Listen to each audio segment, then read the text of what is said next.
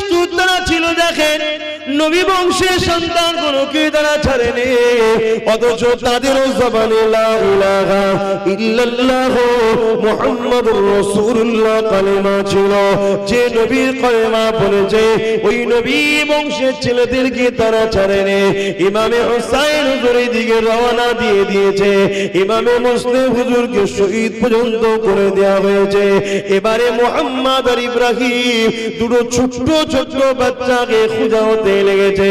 এই দুটো ছোট্ট বাচ্চা যে সাহাবী হুজুরের বাড়িতে ছিল, ওই সাহাবী হুজুর পরিস্থিতি খারাপ দেখে এই দুটো ছোট্ট বাচ্চাকে ফজরের সময় সকাল হব হালকা অন্ধকার রয়েছে, একজনের হাতে দায়িত্ব দিয়ে বলল মদিনা জমিনে যে কাফেলা গুলো যায় ব্যবসার জন্য ওই কাফেলাকে ধরিয়ে দেবে। বাচ্চাগুলো হাঁটতে হাঁটতে কমসে কম মায়ের গায়ে যেন পৌঁছে যায়। আহারে নবী বংশের বাচ্চার হিফাজত আমরা করতে পারছি না, বড় আফসোসের বিষয় এটা। এমন করে সেই বাচ্চা দুটোকে যা দায়িত্ব দিয়েছিল সে ছাড়তে গিয়ে দূর থেকে কাফেলাকে দেখিয়ে দিয়েছে হালকা অন্ধকারে, এবং ছোট্ট ছোট্ট দুটো বাচ্চা ওই কাফেলাকে ধরতে না পেরে কাফেলাটা হারিয়ে যায়। আবার ঘুরতে ঘুরতে ঘুরতে কুফার জমিনে প্রবেশ হয়ে যায়। মনে রাখবেন যার যেখানে মৃত্যু আছে পৃথিবীর কোন শক্তি সেখান থেকে সরাতে পারবে না। তকদিরের ব্যাপার আল্লাহ ছাড়া কে বোঝে। দুই বাচ্চার কপালে লেখা আছে কুফার জমিনে আল্লাহর দ্বীনের জন্য ইমামে হুসাইনের পক্ষে দাঁড়িয়ে ওই বাচ্চা দুটো জামে শাহাদাত পান করবে। আল্লাহ লিখে রেখেছে, কে চেঞ্জ করবে? আমাদেরও কার কি কপালে লেখা আছে আমরা জানি না, এটা চেঞ্জ করতে কেউ কখনো পারবে না। এই নওজওয়ানেরা, হযরত মুহাম্মদ আর ইব্রাহিম ছোট ছোট দুই ভাই এমন করে গলা জড়াজড়ি করে একটা খেজুর গাছের গোড়ায় লুকিয়ে রয়েছে। এমন সময় একজন মহিলা সকাল ফজরের সময় হয়েছে, পানি আনতে গিয়ে বাচ্চাদের কান্নার আওয়াজ শুনতে পেয়ে অনেক বড় কথা ছোট্ট ছোট্ট করে কিছু কিছু বলছি। এমন করে বাচ্চা দুটোকে দেখতে পেয়ে অবাক হয়ে যায়। এত সুন্দর বাচ্চা কাদের গো তোমরা বাবা? ওই সময় বাচ্চা দুটো বলতে লেগেছে আমরা মদিনার সন্তান, নবী বংশের সন্তান, হযরতে মুসলিম আমার আব্বা যান। আহারে মহিলাটা বুঝতে পেরে গেছে যে এই দুটো বাচ্চাকেই তো খোঁজা হচ্ছে। মহিলাটার অন্তরে আল্লাহ নবীর প্রেম ছিল, মহব্বত ছিল, ভালোবাসা ছিল। তাই নিজের জানকে বাজি লাগিয়ে বাচ্চা দুটোকে কাপড়ের মধ্যে আড়াল করে লুকিয়ে লুকিয়ে লুকিয়ে নিজে ঘরের মধ্যে রেখে দিয়েছে। কিন্তু যত সন্ধ্যা আগিয়ে আসে মহিলার মধ্যে একটা ভয় কাজ করতে লেগেছে। কেন? মহিলার স্বামীটা ছিল বড় বদমাইশ, মহিলার স্বামীটা ছিল বড় লোভী, মহিলার স্বামীটা ছিল জিদের পক্ষে, এবং সে অর্থের জন্য যা খুশি করতে পারে এই রকম মন মানসিকতা ছিল। এই মহিলাটা মনে করতে লেগেছে না জানি সালিম যদি এই বাচ্চা দুটোর খবর পেয়ে যায় এজিদকে না বলে দেয়, এই চিন্তায় মহিলা ভয় খেতে লাগলো। এই মহিলা তাড়াতাড়ি নিজের একটা সন্তান ছিল ওই সন্তানকে নিয়ে রাতের খানাটা খেয়ে আলোগুলোকে বন্ধ করে দিয়ে তাড়াতাড়ি ঘুমিয়ে পড়েছে, যাতে স্বামী অন্ধকারে বুঝতে তেমন কিছু না পারে। এই বাতি বন্ধ করে দিয়ে শুয়ে পড়েছে। এমন সময় জালিম ঘরের মধ্যে ঢুকেছে। ওই মহিলা স্বামী ঘরে এসেছে, আসার পরে স্ত্রীকে বলতে লেগেছে এত আলো বাতি বন্ধ কেন? খাবো আমি, খাবার দাও। কোন রকম ভাবে অন্ধকারে কিছু খাইয়ে দিয়ে তাড়াতাড়ি নিজে নিয়ে গিয়ে স্বামীকে ঘুম পড়িয়ে দিয়েছে। কিন্তু আল্লাহ পাকের কুদরত, আল্লাহ পাকের মর্জি কে বা বোঝে? আল্লাহ পাকের হুকুমকে কে বা টালতে পারে, কে বা সরাতে পারে? গভীর রাত্রিরে হঠাৎ করে বড় ভাই ঘুম ভেঙে যে কাঁদে, ছোট ভাইকে তুলতে লেগেছে। ভাই উঠে বড় সময় আমাদের আর না, কেননা আমি খবে দেখছিলাম নানা জান দাঁড়িয়ে আছে। আমার আব্বা জান হযরতে মুসলিম নানা জানকে সালাম দিল। সালাম দিবার পরে দোনো জানের সুলতান জিজ্ঞাসা করলো, এ বাবা মুসলিম, তুমি একা চলে এলে, বাচ্চা দুটোকে কেন নিয়ে আসলে না? আমার আব্বা জান বলেছিলেন, ইয়া রাসূলুল্লাহ হাবিবাল্লাহ, খুব তাড়াতাড়ি চলে আসবে, এর মানে আমাদের শহীদের সময় হয়ে গেছে। আল্লাহ নবী নওয়াজ হযরত ইমামে হোসেন হুজুরকে আল্লাহ পাক কতটা ভালোবাসতেন। রাতের মধ্যে আছে ইমামে হাসান হোসেন যখন রাত্রিরে কেঁদে উঠতেন, আর হযরতে খাতুনে জান্নাত নামাজের মধ্যে দাঁড়িয়ে থাকতেন, ওই সময় আল্লাহ পাক জিবরাইল সাল্লামকে পাঠিয়ে দিতেন, ও হযরতে জিবরাইল দুনিয়া জমিনে যান, আমার ফাতেমা আমার ইবাদতে দাঁড়িয়ে আছে, আর হাসান হোসেন কাঁদতে লেগেছে, ওই বাচ্চা দুটো কাঁদবে, আমি আল্লাহ আমার রহমতের দুনিয়ায় বড় জোশ মেরে ওঠে। এ জিবরাইল যা দুনিয়া জমিনে গিয়ে আমার হাসান হোসেনকে দোলা দিয়ে ঘুম পড়িয়ে দে। সেই হাসান হোসেন হুজুরের কথা শুনে যারা খুশি হয়, এতটুকু ধারণা রাখতে পারো তোমাদের ঈমানটুকু আছে, জান্নাত যাওয়ার লাইনটা এখনো আছে, বলুন সুবহানাল্লাহ। আর হুজুরদের কথা শুনে যাদের ভালো লাগে না, এতটুকু জেনে রেখে দিও তোমার ঈমানটা গেছে। তুমি আমাদ হতে পারো, অনেক আমল করতে পারো, তুমি বরবাদ হয়ে গেছো। এই নওজোয়ান তরুণেরা, আল্লাহ নবী নবী দা নবী একদিন নবী আমার মদিনা নববী শরীফে বসে আছেন, দুই কোলে দুটো বাচ্চাকে নিয়ে। আল্লাহ নবী আদর করে চুমা দেয় ভালোবাসে। হঠাৎ করে হযরত জিবরাইল সাল্লাম চলে আসলেন, আর এক রাতের মধ্যে আছে তিন বাচ্চাকে নিয়ে বসে আছেন। এসে আল্লাহ নবীকে বললেন, ইয়া রাসূলুল্লাহ হাবিবাল্লাহ, এই দুই বাচ্চার মধ্যে একটাকে আপনি রাখেন, আর একটাকে আল্লাহ পাক নিয়ে নেবেন। ভেবে দেখুন পরীক্ষাটা কেমন।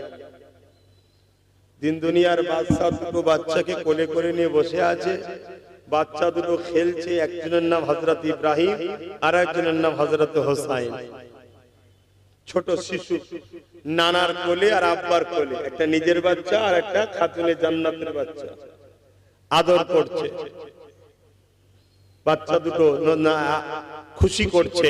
হঠাৎ করে জিবরাইল সাল্লাম এসে বলছেন, হুজুর, একটা আপনাকে নিতে হবে আর একটা আল্লাহ পাকের হুকুম নিয়ে যেতে হবে, কোনটা আপনি নেবেন? আল্লাহ পাক যাকে যত ভালোবাসে তাকে আল্লাহ পাক তত পরীক্ষা নাই। আল্লাহ নবী গলারা শোনার সাথে সাথে নবী পাকের চোখ দিয়ে পানি জারি হয়ে যায়, দাড়ি মুবারক দিয়ে গড়িয়ে গড়িয়ে আল্লাহ নবী জুব্বা মুবারকে পানি পড়তে লেগেছে। নবী আমার কাঁদতে লেগেছে। এমন সময় আল্লাহ নবী হোসাইনকে দিল না, হযরত ইব্রাহিমকে দিয়ে দিল। এ থেকে নবী আমার প্রমাণ করে দিল, মানুষেরা, আমি রাসূলুল্লাহ হোসেনকে কত ভালোবাসি।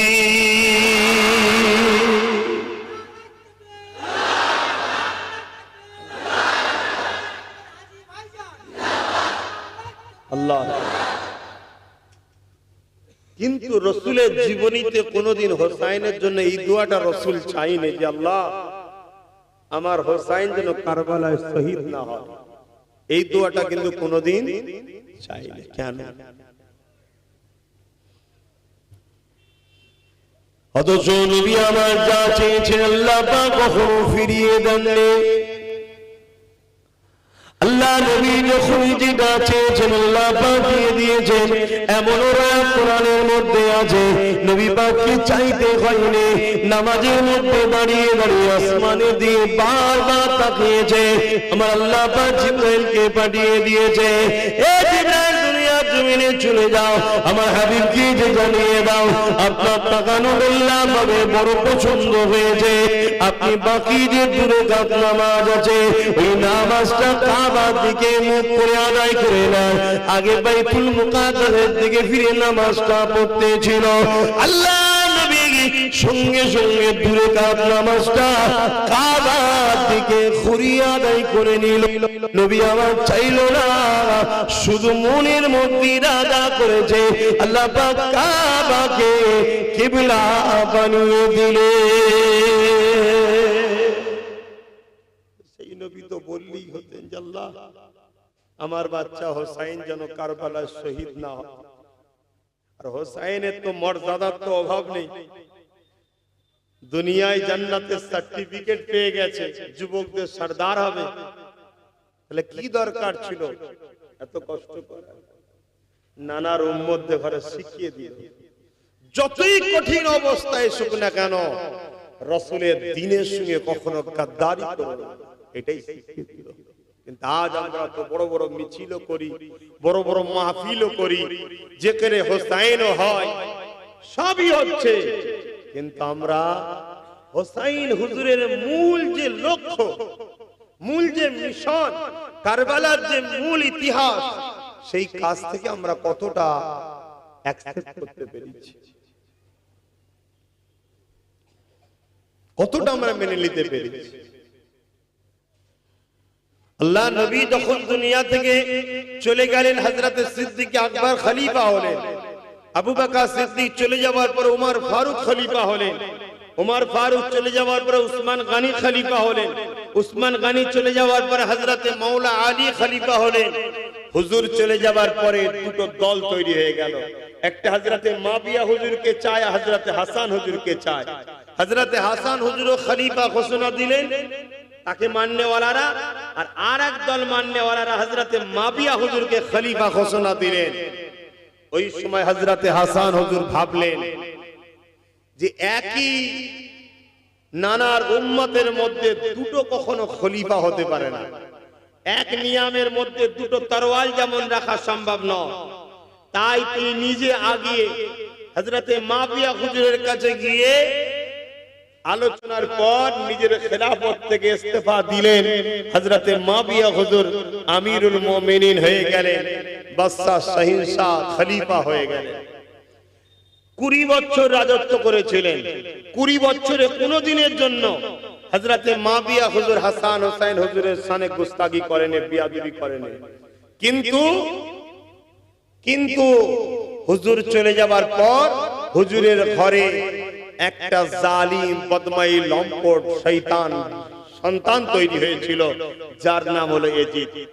61 হিজরিতে ইয়াজিদ ঘোষণা দিয়ে দিল যে আমি নিজে খলিফা, এবং শুধু ঘোষণা দিয়েছে তা নয়, রাসূলের যে নিয়ম সিস্টেম সবকিছুকে ব্রেক করে দিয়ে নিজের খেয়াল খুশি মতো লোককে অর্থ দিয়ে পয়সা দিয়ে কিনে বিভিন্ন জায়গাতে গভর্নরদের ঘরে কিনে নিজে খলিফা খেলাফতের দায়িত্বে বসে গেলেন।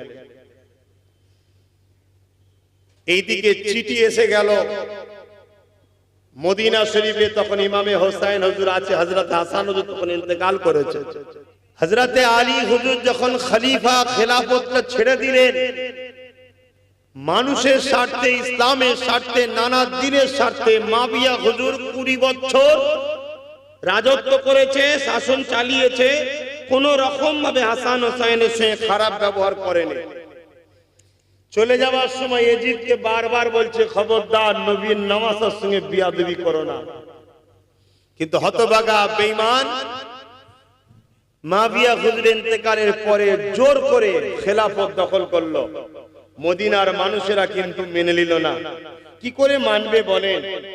নবী সাহাবারা কি একজন মাতালকে কখনো লিডার বলে মানতে পারে? নবী সাহাবারা একজন দুর্নীতিবাজ লোককে কখনো লিডার বলে মানতে পারে?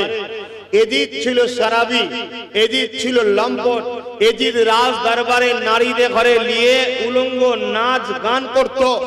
এজিদ ছিল গরিবদের ঘরে লুটেরা, এজিদ ছিল পশুতে লড়াই করাতো। আজও অনেক মুসলমান আছে নিজেদের পশুতে লড়াই করে, খেলা দেখে। এগুলো এজিদের কাজ, শুধরে যাও।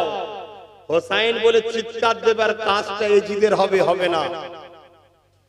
এই জন্য মদিনা সাহাবা হুজুররা এজিদের হাতে কেউ বায়াত হতে চাইল না।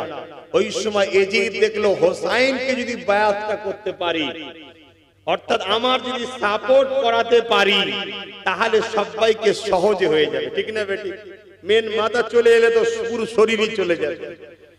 তাই পাইগম এসে গেল, ইমামে হোসাইন হুজুরকে গভর্নর ডাক দিল। যাবার পরে খবর পেলেন যে এজিদ খলিফা দাবি করেছে, আপনাকে বায়াত নিতে বলেছে। ইমামে হোসাইন হুজুর বলেছিলেন আমার নিতে কোনো আপত্তি ছিল না। মাবিয়া হুজুরের হাতে আমার ভাই নিজে খেলাফত ছেড়ে দিয়ে মাবিয়া হুজুরকে খেলাফত দিয়েছে। তাহলে আমি হোসাইন, আমার গদি, সাম্রাজ্য, রাজত্বর কোনো লোভ লালসা নাই।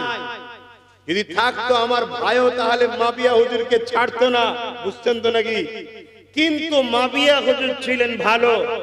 এজিদ সারাফি, বদমাইশি, লম্পট, এমনকি মায়ের সঙ্গে বেটির সাথে বিবাহ পর্যন্ত এজিদ জায়েজ করে দিয়েছিল। আমার রাসূলের রিসালাতকে অস্বীকার করত, আমার নবীর দ্বীনের বিরুদ্ধে ছিল, গরিবদের উপরে লুট, অত্যাচার, মারপিট করে সর্বসময় বেড়াতো, মদ নারী নিয়ে ফুর্তিতে জিন্দেগি কাটাতো। এজন্য আমি হোসাইন তার হাতে হাত দিতে পারবো না। আর আমরা আজকে যারা হোসাইনি দাবি করি, আমরাও তাদেরকে সাপোর্ট করি যারা এই মেয়ে, মদ, জুয়া, শরাব নিয়ে ব্যস্ত, তাদেরকে সাপোর্ট করি। আচ্ছা, আমরা বলি আমরা হোসাইনি। বলতে বাপ ট্যাক্স লাগে না, বলো তোমার আল্লাহ যদি তোমাকে হোসাইনি বলে মেনে নেয় তো ভালো জিনিস। কিন্তু মনে রাখবেন, উত্তর দেবেন একটু মন খুলে। কেউ যদি নবীর হাতে বায়াত হয়ে সাহাবী হয়ে আর আবু জেহেলকে সাপোর্ট করে, সে কি সাহাবা থাকবে? আজ কেউ হোসাইনি দাবি করে আর সারাবি, বদমাইশ, লম্পট, কি বলে নারী দেহ পিপাসিত মানুষকে যদি সাপোর্ট করে, সে কি হোসাইনি থাকতে পারে? কখনো থাকবে না। অতএব অন্যায় করা আর অন্যায়কে সাপোর্ট করা একই, মনে রাখবেন। আল্লাহ নবীর নওয়াজাকে যখন এই কথাটা বললেন, এই কথাটাই জিদের কাছে পৌঁছে গেল।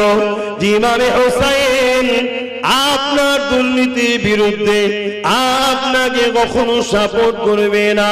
তখন এজিদ দেখলো ইমামে হোসাইনকে জোর করে কোনো বায়াত নিতে হবে, কেননা হোসাইন যদি আমাকে না মানে একদিন হোসাইনের দিকে তার নানা মদেরা দাঁড়িয়ে যাবে, তাহলে আমার রাজগদিটা নিরাপদ নয়। আর হোসাইনকে যদি মানিয়ে নেওয়া যায়, তাহলে দ্বিতীয় কোনদিন আর এই জমিনের উপরে আমার বিরোধী করার কেউ থাকবে না।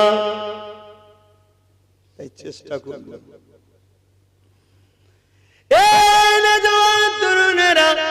তাই তখনকার সময় মদিনা যিনি গভর্নর ছিল, বড় নরম দিলের মানুষ ছিল।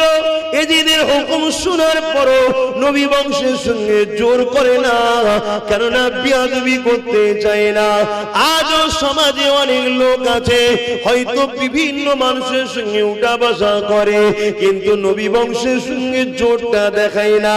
তাই এমন একটা লোককে এজিদ মদিনার গভর্নর করতে চাইল, যে নাকি বড় জালিম, অত্যাচারী, নিষ্ঠুর। নবী বংশের ছেলের উপরে জোর করে যেন ইমামে হোসাইনের কাছে এজিদের সাপোর্টটা করিয়ে নিতে পারে। এই যখন চেষ্টা হয়ে যায়, ইমামে হোসাইন বুঝতে পেরে গেছে যে মদিনার উপরে একটা বড় ঝড় আসতে লেগেছে। লড়াই হবে, ঝগড়া হবে, প্রতিরোধ হবে, খুন খারাপি হবে। আমার নবীর মদিনা শহর রক্তাক্ত হয়ে যাবে। ইমামে হোসাইন এই জন্য মন স্থির করলো, আমি মদিনা ছেড়ে দিয়ে মক্কা জমিনে চলে যাব, কেননা মক্কা জমিনে হারাম শরীফে থাকার জন্য, আল্লাহর ঘর থাকার জন্য মক্কাতে লড়াই করা হারাম, মক্কাতে জুদাই হওয়াটা হারাম, মক্কাতে ঝগড়া করাটা হারাম, মক্কাতে ফিতনা করাটা হারাম। এই জন্য ইমাম হুসাইন মক্কায় যাবার রওনা নিয়ত করলে নিজের আত্মীয় স্বজনদের সঙ্গে আলোচনা করে নিলে, কে আছো আমার সঙ্গে মক্কার জমিনে যেতে চাও, তৈরি হয়ে যাও। এখানে একটা কথা তোমাদেরকে বলি শোনো, নানা দিনের জন্য আল্লাহকে খুশি করার জন্য হুসাইন মদিনা ছেড়ে দিয়ে মক্কায় চলে যাচ্ছে। আজ তোমরা হকের জন্য থাকার জন্য যদি 2-4 মাস নিজের ঘর ছেড়ে দিয়ে দূরে থাকতে হয়, এতে এত মন খারাপ কেন হয়? কি তোমাদের মন খারাপ হয়? হ্যাঁ হয় অনেকে, যে বলে হুজুর আমার এই অবস্থা। কি হয়েছে রে বাবা? না আমি ঘর ছাড়া। ঘর ছাড়া মানে না আমাকে গ্রামে ঢুকতে দেয়নি। তুই অন্যায় করেছিস না, তাহলে অত মন খারাপ কেন? আমার দয়ার নবী, নূর নবী, যাকে না হলে কায়নাত তৈরি করতো না, হকের জন্য তিনি পাহাড়ে গিয়ে গাছের পাতা ফল মূল খেয়ে জীবন ধারণ করেছে। জোরে বলুন সুবহানাল্লাহ। সেই নবীর একটা সুন্নাত তোমার জিন্দেগিতে আল্লাহ পালন করিয়ে লাই, তোমার মন খারাপ? তোমাকে তো ওই কষ্ট তো করতে হয়নি যে পাহাড়ে গিয়ে গাছের পাতা ফল মূল খাওয়া। তুমি তো বেশ আনন্দে আছো, হয় শ্বশুর বাড়ি নাই কুটুম বাড়ি, আনন্দই তো রয়েছে ভালো।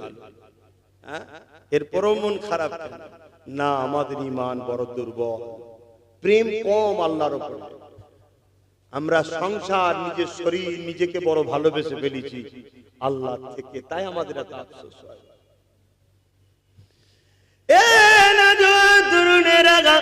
ভেবে দেখে যিনারা হাজী সাহেব রয়েছেন, আল্লাহ পাকের কাবা শরীফ তওয়াফ করেছে, মদিনা শরীফে গেছে, মদিনা শরীফে 8 দিন থাকতে হয়, 40 ওয়াক্ত নামাজ। কেউ কয়েকদিন 2 দিন কোনো কারণে বেশি হয়ে যায়। এই সামান্য কয়েকদিন মদিনা শরীফ থেকে যখন হাজিরা করে ফিরে আসতে লাগে, ওই হাজিরা চোখের পানিকে রুখে রাখতে পারে না। তাদেরকে সবাই সান্ত্বনা দেয়, সবর করো, সবর করো। তথাপি ও তারা বারবার সবুজ গম্বুজটা দেখে আর কেঁদে ফেলে, চোখে পানিকে তারা রুখতে পারে না। ইয়া রাসূলুল্লাহ, আমরা হিন্দুস্তানের মুসলমান, আমরা আপনার কাছে এসেছিলাম, আজ সময় হয়ে গেছে, চলে যেতে হচ্ছে। থাকার ইচ্ছা থাকলেও থাকতে পারবো না, কেননা রাষ্ট্রের আইনের সিস্টেম রয়েছে, আমাকে রাখবে না।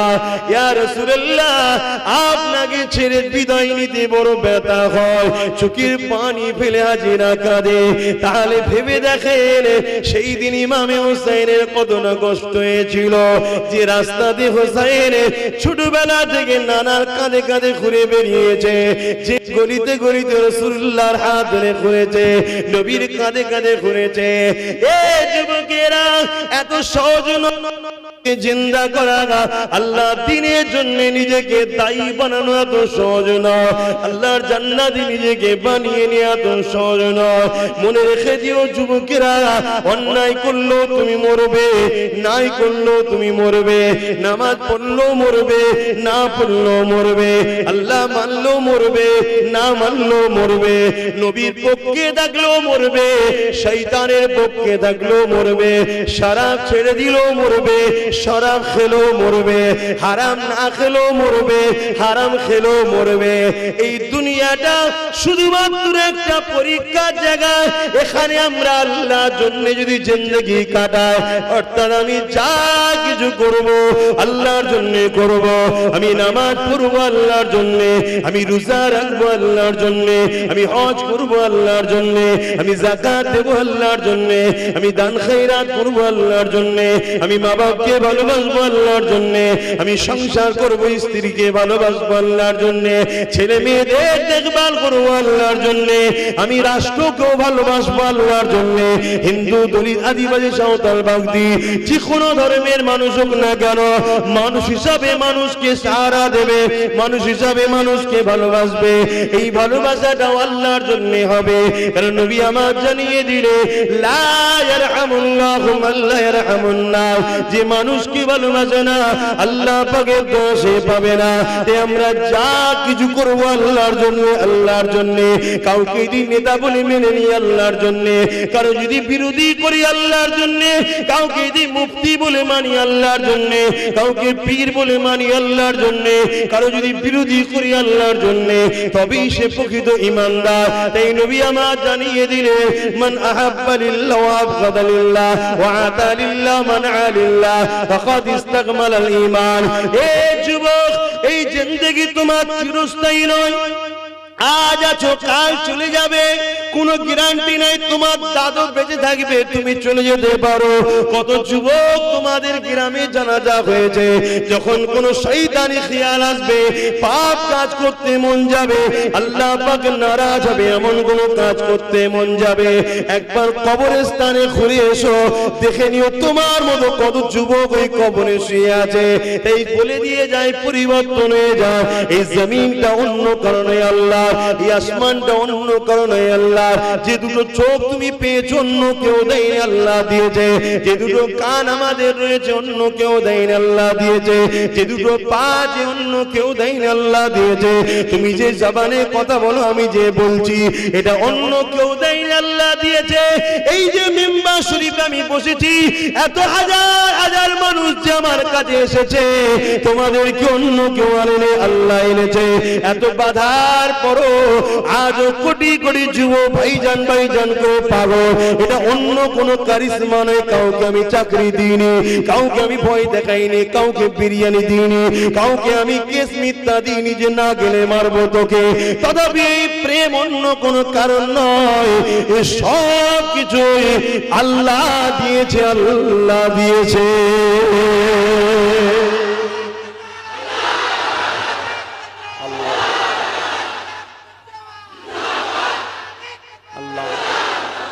আমরা যা কিছু করব কার জন্য? জোরে বলো। হোসাইনের বিরুদ্ধে এজিদ এই জন্য লেগেছিল, হোসাইন আল্লাহর দিকে, এজিদ শয়তানের দিকে। আপনারা কোন দিকে থাকবেন, আল্লাহর দিকে না শয়তানের দিকে? কিন্তু মুখে তো বলি, থাকি তো কোন দিকে? তবে আলহামদুলিল্লাহ অনেক চেঞ্জ হচ্ছে। আলহামদুলিল্লাহ চেঞ্জ হচ্ছে না, হয়নি? অনেক চেঞ্জ হচ্ছে। অনেক যুবক ছেলে আল্লাহ করে নামাজের দিকে যাচ্ছে, রোজার দিকে যাচ্ছে, মোবাইলে গান বন্ধ করে দিয়ে জলসা শুনছে, গজল শুনছে। কি তারপরে জালিমদের পাশ থেকে বহু মানুষ সরে যাচ্ছে, ন্যায়ের দিকে, সত্যের দিকে যাচ্ছে না, যায় না, পরিবর্তন হচ্ছে। কিন্তু পরীক্ষা আল্লাহ লেবে না। তুমি বাজারে যখন যাও, একটা কলসি কিনবে মাটির, তুমি বাজিয়ে দেখো না, দেখোনি? কি গো, দেখো না, দেখোনি? কেন দেখো না? ওটা আমার করবো তাই। ডুপ্লিকেট হলে লোবো না, অরিজিনাল হলে লোবো, তাই তো? তাহলে আল্লাহ তিনার করবে যাতে ঘরে একটু বাজিয়ে দেখবে না? কি গো, বাজাতে গিয়ে দেখা যাবে মিথ্যা কেস খেয়ে গেছে, টেনশন নিলে হবে না। কেন? আমি তো হকের উপরে আছি, এটা আমার আল্লাহর পরীক্ষা ছিল। হকের জন্য কথা বলতে গেছো, দেখছো তারপরও তোমার উপরে অনেক চাপ, বাধা, বিঘ্ন হচ্ছে, মন খারাপ করলে হবে না, এটা তোমার পরীক্ষা নিয়ে হচ্ছে। আমরা স্বাভাবিক যেটাই কিনি একটু পরীক্ষা করে নিই, কেন? আমার করব তাই। আল্লাহ তিনি আমাদেরকে পরীক্ষা ছাড়া কেন তিনার করবে? প্রিয় বান্দা যাদেরকে করবে, নিজের করবে, জান্নাত দেবে, তুই পরীক্ষা নেবে না? নেবে না। ধৈর্য হারা হলে হবে, ধৈর্য হারা হলে হবে না। সবকিছু আমাদের মাকসাদ যেন একটা থাকে, আল্লাহ। কত বুঝে আসছে? এটাই ছিল হোসাইনের জিন্দেগি। আল্লাহ নবী নওয়াজা হযরত ইমাম হুসাইন এইভাবে নিজের সাথীদের ঘরে নিয়ে মক্কা শরীফে দিকে রওনা দেবে। তার আগে মদিনা রওজা নবী পাকের কদমে একটু হাজিরা দেবে বলে যায়। যখন মদিনা নববী শরীফে ঢোকে, হযরত ইমাম হুসাইনের চোখ ভরা পানি, হুজুর আমার কাঁদতে কাঁদতে যায়, নানা জান এই মদিনা ছেড়ে আমাকে চলে যেতে হচ্ছে নানা জান, কেননা মদিনা মদিনার উপরে একদল জালিমদের নজর রয়েছে, আমাকে তারা বায়াত জোর করে নিতে চায়, তাদের সাপোর্টটা আমার জোর করে তারা নিতে চায়। তাই নানা জান আমি চলে যেতে লেগেছে। এই বিদায়টা নিবার জন্য যখন আগিয়ে যায়, কদম ফেলতে ফেলতে যাচ্ছে, চোখের পানি ফেলতে ফেলতে যাচ্ছে, হঠাৎ করে যখন নবী পাকের মেম্বার শরীফে সোজাসুজি যায়, হযরত ইমামে হুসাইন ওই মেম্বারের দিকে তাকিয়ে তাকিয়ে কাঁদে আর মনে করতে লাগে, আর এই মেম্বারে যখন আমার নানা জান খুতবা দিত আর আমরা দুই ভাই ছোট ছোট ছিলাম, যখন নববী শরীফে ঢুকতাম, আল্লাহ নবী নিজে আগিয়ে গিয়ে দুই বাচ্চাকে তুলে নিয়ে নিজের পাশে বসিয়ে রাখতে। এ যুবকেরা, আল্লাহ নবীর জীবনীতে এমন ইতিহাস পাওয়া গেছে, ইমাম হাসান হুসাইন নুকিয়ে নুকিয়ে নববী শরীফের পাশ থেকে দেখতেন কখন নানা জান সিজদায় যাবে। যখনই সিজদায় চলে যায়, ইমাম হাসান হুসাইন ছুটে গিয়ে আল্লাহ নবীর পিঠ মুবারকে দুজনে উঠে বসে পড়তেন, দুদিকে পা দিয়ে বসে গিয়ে নানা জানের চুল মুবারককে মজবুত করে ধরে বসে থাকতো। আল্লাহ নবী তিনবারের জায়গায় 70 বার হয়ে যেত তাসবিহ পড়তে, সুবহান রাব্বিল আলা সুবহান রাব্বিল আলা, কেননা মাথা তুললে বাচ্চা দুটো পড়ে যাবে। আর যে হাসান হুসাইনকে সিজদা অবস্থাতে নবী পিঠে বসিয়ে রেখে তাসবিহকে বাড়িয়ে দিতে, সে হাসান হুসাইনের উপরে যারা জুলুম করেছে এদেরকে আল্লাহ কখনো মাফ করবে না। কোন দিক দিয়ে যদি এদের সঙ্গে আমাদের সম্পর্ক হয়ে যায়, বড় ভয় হয় আল্লাহ না আমাদেরকেও জাহান্নামে দিয়ে দেয়। এ নওজওয়ানেরা, আল্লাহ নবীর নওয়াজা ইমাম হাসান হুসাইন হুজুর আল্লাহ নবীর রওজা মোবারকের কাছে গেলেন, নানা জানকে সালাম দিলেন, চোখ ভরা পানি দিয়ে সেখানে কথাবার্তা হওয়ার পরে বিদায় নিলে। অনেক বড় কথা মক্কা জমিনে পৌঁছে গেল, এদিকে কুফার মানুষেরকে খবর গেল ইমামে হুসাইন এবং সাহাবা হুজুররা এমন করে এজিদের কাছে বায়াতটা নাইনে। এই কুফার মানুষেরা সঙ্গে সঙ্গে ইমামে হুসাইনের বায়াত নেবে বলে, হুসাইন হুজুরকে সাপোর্ট করবে বলে ইমামে হুসাইন হুজুরকে চিঠিটা লিখে পাঠিয়ে দিল।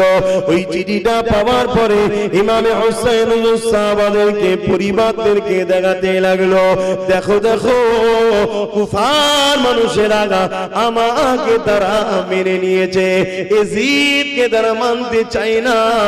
বড় দুঃখের সাথে বলতে হয়, এই মুসলমানের মধ্যে থেকে একদল মুসলমান আজও আছে এই হুসাইনের গোলামকে দালাল বলেছে, আর একদল লোক রয়েছে এই হুসাইনের গোলামকে ভাই বলে মেনে নিয়েছে। সেদিনও ছিল, আজও আছে, মন খারাপ করার কিছু নেই। বিচার তো একটা জায়গায় হয়, হবে কোথায় বলুন না? হ্যাঁ, তোমাদের উলুবেড়িয়াতে নয়, আর কলিকাতাতেও নয়, আর দিল্লিতেও নয়, আর পৃথিবীর কোন জায়গায় নাই। বিচারের একটা জায়গা আছে, কোথায়? সুম্মা নুফিকা উখরা ফাইযাহুম কিয়ামুন ইয়ানজিরুন, ময়দানে মাহশর। নাগল দিলে যেমন আলো ওঠে, মানুষ উঠবে জমিন থেকে তার রবের দিকে যাবে। এমনি এমনি বানাইনি আমাদের ঘরে, সব হিসাব সেখানে নিয়ে হবে। জবান দিয়েছিলাম আমি, প্রচার করেছিলিস কার? তাকত দিয়েছিলাম আমি, খরচ করেছিলিস কোথায়? যৌবন দিয়েছিলাম আমি, খরচ করেছিলিস কোথায়? আল্লাহ হিসাব নেবে না? নেবে না? একটু বুঝে বুঝে চলো। হোসাইন হুজুরের জীবনীটা দেখো, বোঝো কিসের লড়াই, গদির লড়াই নয়, হক আর না হকের লড়াই।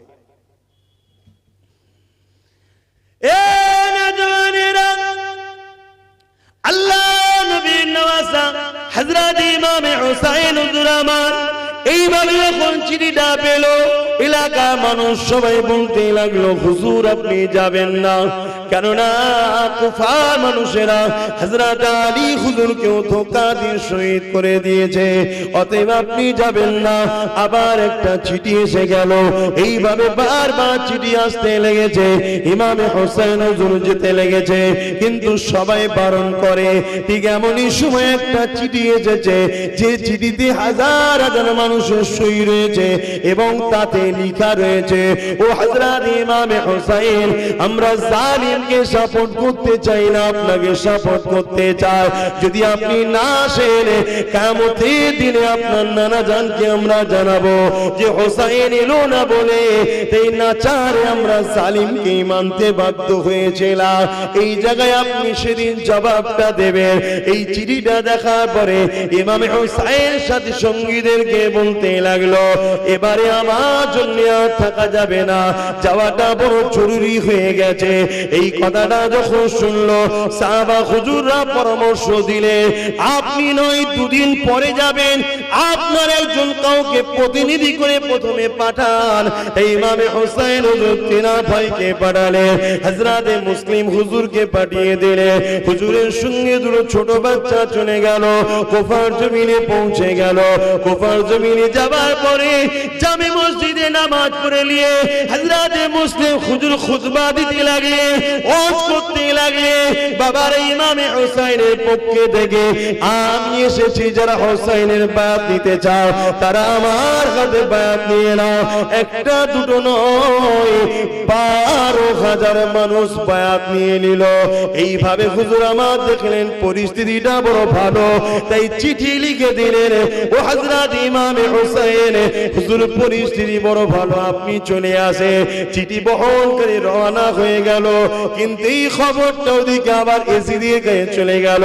এজিদ দেখলো কুফার যে গভর্নর রয়েছে সে বড় নরম দিলের মানুষ, নবী বংশে শুয়ে বিয়াদবি করবে না। আজও আমাদের এলাকায় হয়, কোন জায়গার মুসলমানকে দেখা যাচ্ছে কোন একজন অফিসার আছে, হয়তো নিরপেক্ষর সাথে ভালোবেসে চলছে, অমনি দেখা যায় কিছু কিছু জালিম আছে, তখন এই পুলিশ অফিসারটাকে চেঞ্জ করতে, এটা বদমাইশকে বলে। বদমাইশ বলতে যাতে ওনাদের কথা মতো চলে, এ আজও করে, কথা বুঝছেন না? কাউকে টাইট দিবার জন্য এগুলো করে, এখনো চলছে। তো সেদিনও ইমামে হোসেন হুজুর দেখলেন যে আজকে পরিস্থিতিটা, কুফার যে গভর্নর সে বড় নরম দিলে, তাই তাকে সরিয়ে দিয়ে একজন কঠোর জালিমকে বসালো। অসুবিধা হচ্ছে নাকি তোমাদের? সে জালিম এসেই যেদিক দিয়ে ইমামে হোসেন হুজুর ঢুকবে সেই দিক দিয়ে মুখ টুক ঢেকে ঢুকছে। কেন এত হুজুরের ফ্যান ফলোয়ার্স হয়ে গেছে, ভালোবাসার মানুষ, চাহানেওয়ালা মুরিদ। ও জানছে আমি যদি না ভেজ ধরে ঢুকতে পারবো না, ও পর্যন্ত বিপদ ঘটতে পারে। তাই ভেজ থেকে যখন ঢুকছে ঘোড়ার পিঠে, সবাই মনে করে হয়তো ইমাম হোসেন হুজুরের কাফেলা আসছে, ইস্তেকবাল দিয়ে লিয়াচ্ছর বদমাইশ চুপ করে আছে। যখন গভর্নর অফিসে ঢুকে গেল, ছাদে গিয়ে বলছে আমি হোসেন নয়, আমি এজিদের পক্ষ থেকে এসেছি, তোমাদের সময় আছে এখনো, এজিদকে মেনে নাও, না হয় তোমাদের বিরুদ্ধে কড়া ব্যবস্থা প্রশাসনিক ভাবে নেওয়া হবে। তখনই একটা বিশাল বিশৃঙ্খলা তৈরি হলো। ও বদমাইশ দেখলো এই বিশৃঙ্খলাতে আমার গভর্নর হাউসটা পর্যন্ত ভেঙে যাবে, এমন একটা অবস্থা, মানুষ খেপে গেছে। তখনও বললো ঠিক আছে, এক কাজ করো, প্রত্যেকটা গোত্র বা দলের 2-3 করে প্রতিনিধি আমার কাছে আসো, আলোচনা হলো। খুব ভালো করে শোনেন, আজও এরকম চলছে। প্রতিনিধি আসো, প্রতিনিধি গেল, তাদেরকে কি করলো, চাপ দিল। তারা বুঝতে চাইলো না, তখন কি করলো, তাদেরকে বন্দী পর্যন্ত করে ফেললো। পরিস্থিতি এত নিয়ন্ত্রণের বাইরে চলে গেল, তখন তাদেরকে বলতে লাগলো, তাদের মধ্যে থেকে কয়েকজনকে কতল করে দিল, শহীদ করে দিল। দিবার পরে গভর্নর অফিসের সামনে টাঙিয়ে রেখেছে। যেটা দেখে মানুষের মধ্যে একটা ভয় শুরু হয়ে গেল। এটাও আজকে চলছে, একদল মারছে একদল ভিডিও করছে, দেখেন না? এটা উদ্দেশ্য কি? শুধুমাত্র একটা ভয় সমাজে প্রতিষ্ঠিত করা, অন্য কিছু নয়। ভয় কখনো, আল্লাহকে যারা ভয় করে তারা অন্য কাউকে কখনো ভয় করতে পারে না, এটা অসম্ভব, এটা অসম্ভব। একটা হৃদয়ে দুটো জিনিস থাকতে পারে না। এই জায়গাতে ইমামে হোসাইন হুজুর এই দিকে রওনা দিয়ে দিয়েছে। এই পরিস্থিতি দেখে ইমাম মুসলিম হুজুর বড় চিন্তিত হয়ে উঠলেন যে কি হবে। হুজুরকে তো চিঠি দিয়ে ফেললাম, হুজুর তো রওনা দিয়ে দিয়েছে। ভাইরা, নওজোয়ান তরুণেরা, অনেক বড় কথা মূল জায়গাতে বলি। এমন করে গভর্নর অফিস থেকে যাদেরকে বন্দী করা হয়েছিল তারাও ভয় খেয়ে গেল। তারা অপর থেকে এলাকার মানুষদেরকে বলতে লাগলো, তোমরা মুসলিমের পিছন থেকে সরে যাও, না এরা আমাদেরকে কতল পর্যন্ত করে দেবে।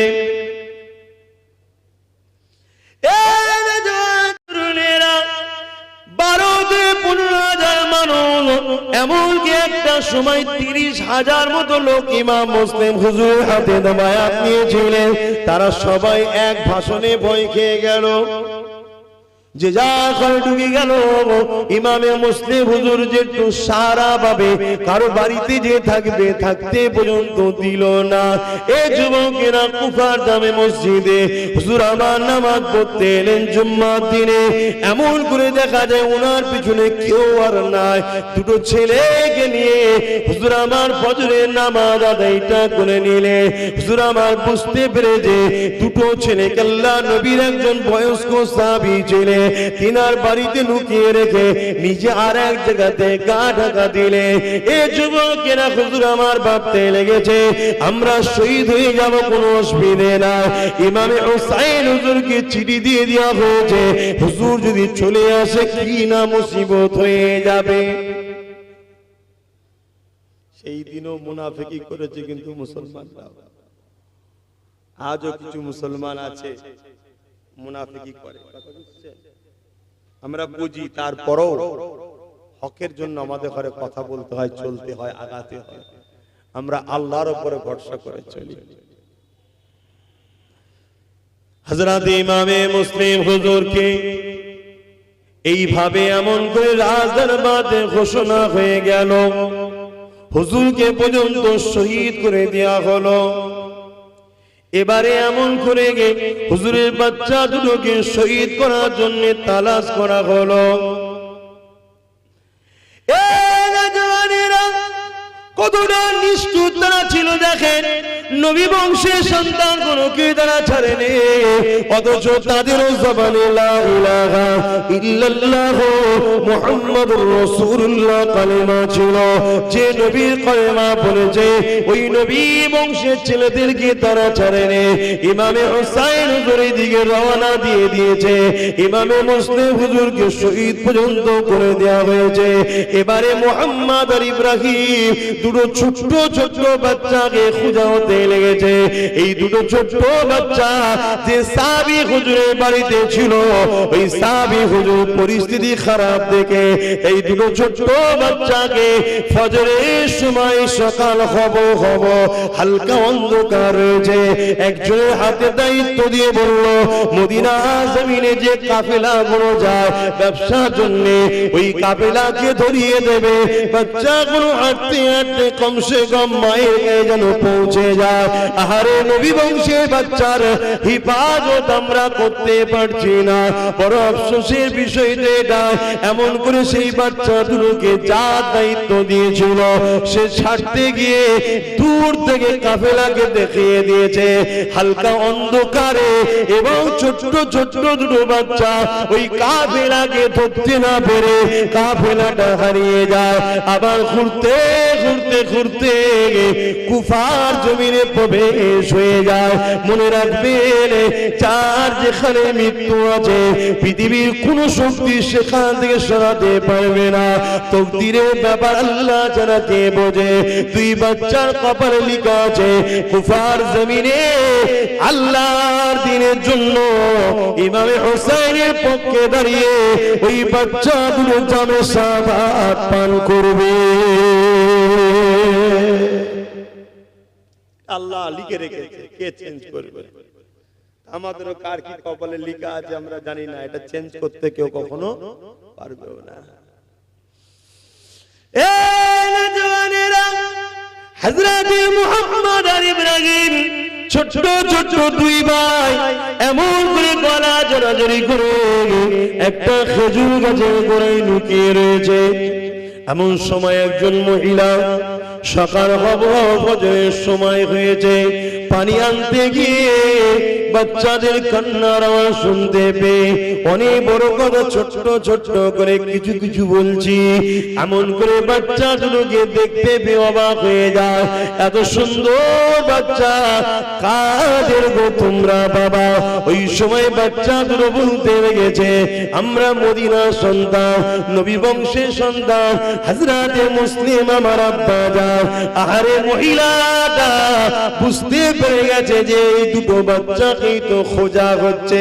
মহিলাটার অন্তরে আল্লাহ নবীর প্রেম ছিল, মহব্বত ছিল, ভালোবাসা ছিল, তাই নিজের জানকে বাজি লাগিয়ে বাচ্চাগুলোকে কাপড়ের মধ্যে আড়াল করে লুকিয়ে লুকিয়ে লুকিয়ে নিজে ঘরের মধ্যে রেখে দিয়েছে। কিন্তু যত সন্ধ্যা আগিয়ে আসে মহিলার মধ্যে একটা ভয় কাজ করতে লেগেছে। কেন? মহিলার স্বামীটা ছিল বড় বদমাই, মহিলার স্বামীটা ছিল বড় লোভী, মহিলার স্বামীটা ছিল এজিদের পক্ষে এবং সে অর্থের জন্য যা খুশি করতে পারে এই রকম মন মানসিকতা ছিল।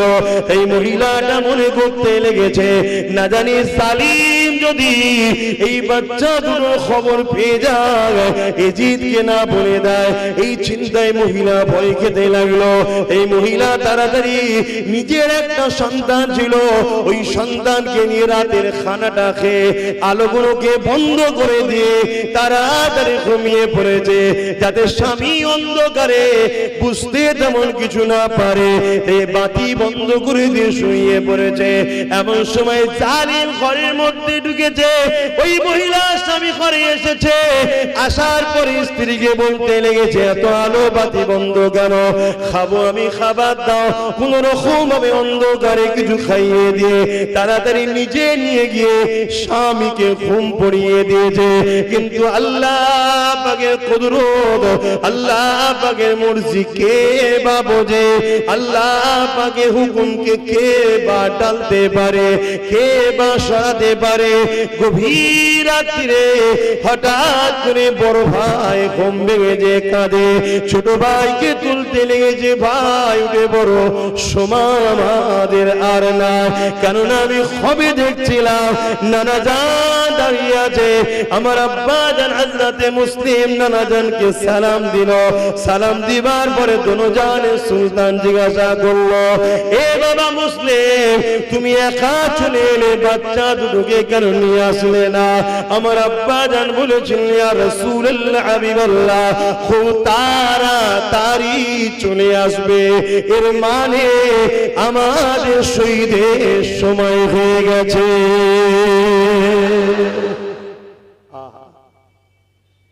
আল্লাহু আকবার। দেখুন তারা দ্বীনের জন্য কি করেছে। আজকে আমরা দ্বীনের উপকার তো দূরের কথা, দ্বীনের ক্ষতির জন্য উঠে পড়ে লেগেছি। আজকের ফেরাউন, আজকের দাজ্জাল, আজকের কি বলে এজিদকে আমরা সাপোর্ট করে যারা পাওয়ারের জোরে আমার মসজিদ, আমার মাদ্রাসাকে সন্ত্রাসের আখড়া বলছে, বলে না বলে না? আমার দ্বীনকে মিটাবার চেষ্টা করছে না করে না? আমার বোরখার বিরুদ্ধে বলে না বলে না? তাদেরকে তো আমরাই শাবাশি দিয়েছি, দ্বীনকে শেষ করছি আমরাই।